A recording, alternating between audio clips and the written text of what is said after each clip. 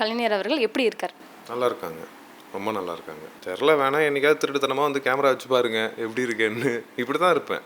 Every weekend நான், அண்ணன், துரை எல்லாருமே, என் ஃப்ரெண்ட்ஸு, துரை ஃப்ரெண்ட்ஸு, அப்புறம் அண்ணன் ஃப்ரெண்ட்ஸ் எல்லோரும் சேர்ந்து எவ்ரி வீக்கெண்டு கிரிக்கெட் ஆடுவோம். அந்த டேஸ் நாங்கள் ரொம்ப மிஸ் பண்ணுறோம்.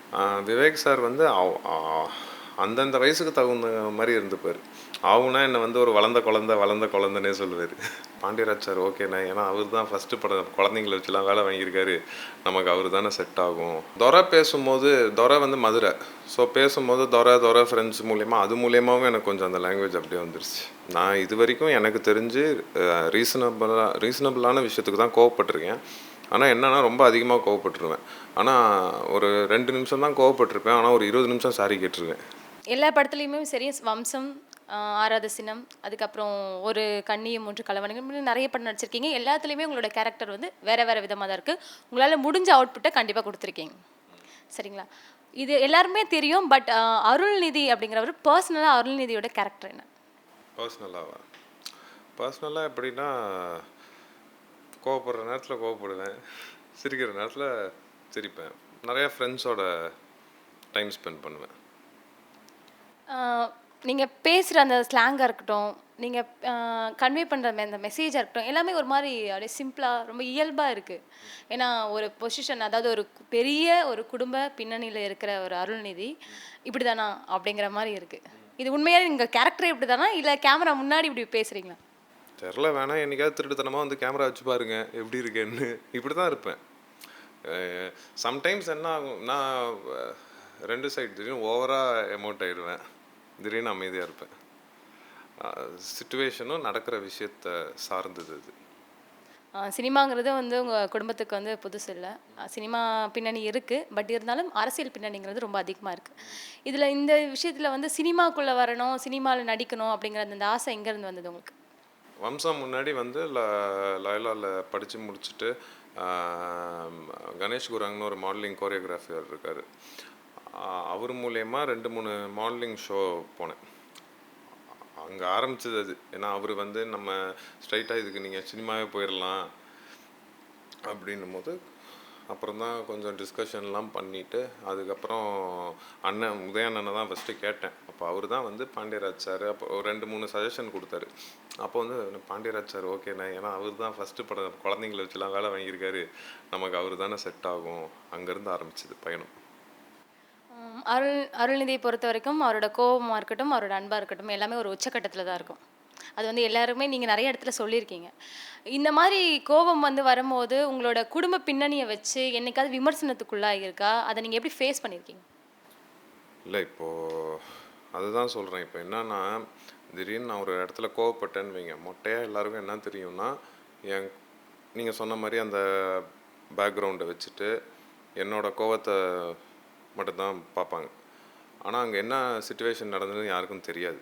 நான் இது வரைக்கும் எனக்கு தெரிஞ்சு ரீசனபிளான விஷயத்துக்கு தான் கோவப்பட்டிருக்கேன். ஆனால் என்னென்னா ரொம்ப அதிகமாக கோவப்பட்டுருவேன். ஆனால் ஒரு 2 நிமிஷம் தான் கோவப்பட்டிருப்பேன், ஆனால் ஒரு 20 நிமிஷம் சாரி கேட்டிருவேன், அது யாராக இருந்தாலும். உங்களோட பேச்சு தோணி அது எப்படி இருக்குன்னா, கண்டிப்பாக சென்னை பையன் மாதிரி இல்லை, அப்படி ஒரு வித்தியாசமாக ஒரு மதுரை, திருநெல்வேலி எல்லா ஸ்லாங்கும் கலந்துருக்கு. இது எப்படி கொண்டு வந்திருக்கீங்க உங்கள் பேச்சில்? இல்லை, அது தானாக அமைஞ்சிருச்சு. ஃபஸ்ட்டு படம்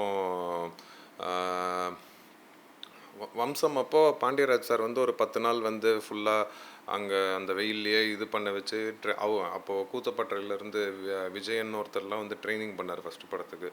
அப்போவே ஸ்லாங்கும் ஒர்க் பண்ணோம். இதை தவிர்த்து கொஞ்சம் துரை பேசும்போது, துரை வந்து மதுரை, ஸோ பேசும்போது துரை ஃப்ரெண்ட்ஸ் மூலயமா, அது மூலியமாகவும் எனக்கு கொஞ்சம் அந்த லாங்குவேஜ் அப்படியே வந்துருச்சு. ஓகே சார், இப்போ வந்து பிருந்தாவனம் அப்படிங்கிறது டைட்டில் வந்து எல்லாருக்குமே ஒரு தெரிஞ்ச டைட்டில் தான். பட் இந்த படத்துக்கு அது பொருந்திருக்கா அப்படிங்கிறது படத்தை பார்த்ததுக்கு அப்புறம் தான் தெரியும்.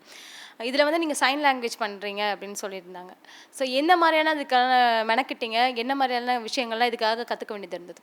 விஜயா பாஸ்கர் மேம்னு ஒருத்தவங்க, அவங்க தான் மொழியிலேயே ஜோதிகா மேடமுக்கு ட்ரெயின் பண்ணாங்க சைன் லாங்குவேஜ். அவங்க புதிய தலைமுறையில் நியூஸ் வாசிக்கும்போது கீழே சைன் இது பண்ணுவாங்க. அவங்களும் டைரக்டரும் டெய்லி ஒரு 1 வீக் ஷூட் முன்னாடி ஒரு 1 ஹவர் சைன் லாங்குவேஜ் கற்றுக் கொடுத்துட்ருந்தாங்க. அப்புறம் ஸ்பாட்டுக்கு வந்து அங்கே இருக்கிற டைலாக்ஸில் நாங்கள் ஒர்க் பண்ணோம். அப்படி தான் கற்றுக்கிட்டேன். இப்போ வந்து ஜோதிகா வந்து அதுவும் ராதா மோகன் சார் படம் தான். இப்போ இதுவும் பிருந்தாவனம் ராதா மோகன் சார் படம். 2 கதையுமே சைன் லாங்குவேஜ் வச்சு தான் வந்திருக்கு. பட் ஜோதிகாவ பொறுத்தவரைக்கும் சைன் லாங்குவேஜ் அப்படின்னு சொன்ன உடனே அதுக்கு காரணம் ஜோதிகா அப்படிங்கிற வந்து ஒரு மைண்ட் செட் வந்து தமிழ் ரசிகர்கள் கிட்ட நல்லா ஃபிக்ஸ் ஆயிடுச்சு. அதை பிரேக் பண்ண முடியும்னு நினைக்கிறீங்களா இதே படத்துல?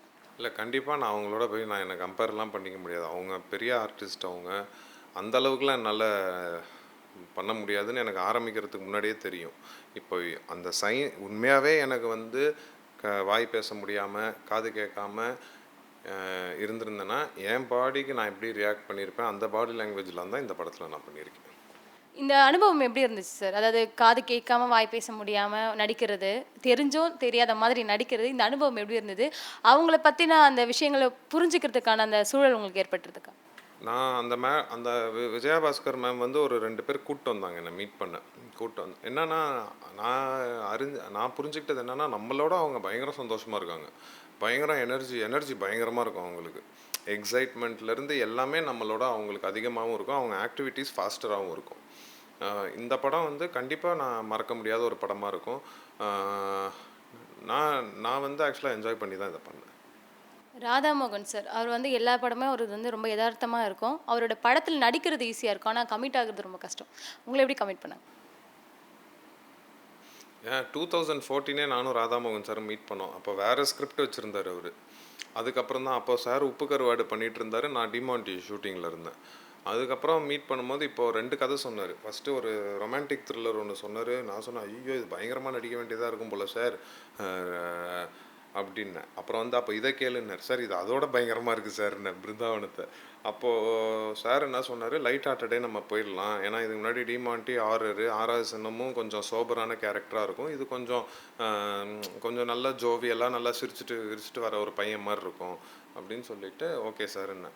இப்போ இது பண்ணதுக்கப்புறம் சாருக்கே என் மேலே ஒரு நம்பிக்கை இருக்கிறனால தான் இப்போ திருப்பி ஜூலையில் சாரோட ஒரு ரொமான்டிக் த்ரில்லர் ஒரு படம் பண்ணுறேன். கதை அம்சம் கொண்ட படத்தை நீங்கள் முக்கியமாக தேர்ந்தெடுத்து நடிக்கிறதுக்கான காரணம் என்ன?